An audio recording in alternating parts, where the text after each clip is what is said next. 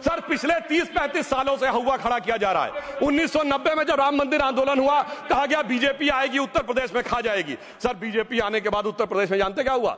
Sir 22 साल से शिया सुन्नी के बीच में जो दंगे चलते थे और मदे साबा का जुलूस नहीं निकलता था, शिया समुदाय का मदे साबा का जुलूस लखनऊ में हमारी सरकार में निकलना शुरू हुआ। और उसके बाद कहा गया केंद्र में भाजपा आएगी तो खा जाएगी। सर अटल जी की सरकार आई, इतनी शानदार स्थिति रही। उसके बाद कहा गया गुजरात में आएगी तो भाजपा खा जाएगी। सर गुजरात का मुसलमान आज सबसे समृद्ध मुसलमान है, सबसे ज्यादा जकात वहां से आता है। उसके बाद कहा गया मोदी जी की सरकार आएगी तो क्या होगा? सर मोदी जी की सरकार आने के बाद हमारे साथियों ने बताया है अल्पसंख्यक समुदाय के 70% लोग हैं जिनको किसी न किसी एक योजना का लाभ जरूर मिला है। और सर फिर कहा गया सीए आएगा तो नागरिकता छिन जाएगी। सर उसके बाद भी आपने सब देखा, और सर हम बचपन में सुनते थे कि राम मंदिर बनने लगेगा तो मिडिल ईस्ट के देश पेट्रोल देना बंद कर देंगे। सर राम मंदिर भी बन रहा है और भारत मिडिल ईस्ट कॉरिडोर भी बन रहा है और अबू धाबी में भी मंदिर बन रहा है और 4 मुस्लिम देशों ने सर्वोच्च नागरिक सम्मान मोदी जी को दिया हुआ है। इसलिए मैं कहना चाहता हूं सर, मर्ज हो तो उसका इलाज किया जा सकता है। जैसे हमारे यहां वैद धन्वंतर माने गए हैं, इस्लामी अकीदे में वैद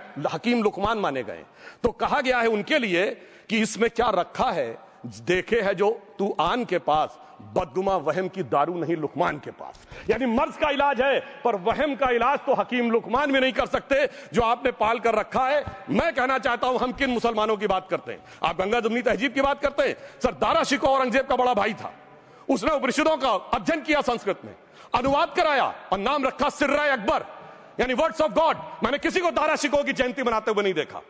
मैं पूछना चाहता हूं बेगम बीबी ताज, उनके घर पे जाते किसी ने सुना? सर ये बताइए, आलम शेख इतने बड़े कृष्ण भक्त के कवि, किसी ने सुना उनके घर पे जाते हुए? मलिक मोहम्मद जायसी जिन्होंने पद्मावत लिखा, उत्तर प्रदेश के रहने वाले, उनके घर पे कोई गया? ये बताइए ब्रिगेडियर मोहम्मद उस्मान के घर पे कौन गया? आजमगढ़ में, गाजीपुर के रहने वाले थे, आज तक जाने वालों में नहीं दिखे। और मैं सर बताना चाहता हूं एक और बात, सर एक सैयद इब्राहिम रसखान हुए हैं, बहुत बड़े कृष्ण भक्ति के कवि। सर जिन्होंने क्या लिखा, उन्होंने कहा मेरा अगला जन्म हो तो भी मैं कृष्ण भक्ति बनना चाहूंगा। मनुष्य बनूं तो ग्वाल बाले के रूप में और पशु बनूं तो गाय के रूप में। उन्होंने कहा मानुष हो तो वही रसखान, बसों ब्रज गोकुल गांव के ग्वारन। जो पशु हो तो कहा बस मेरो चरो नित नंद की धेनु मजारन।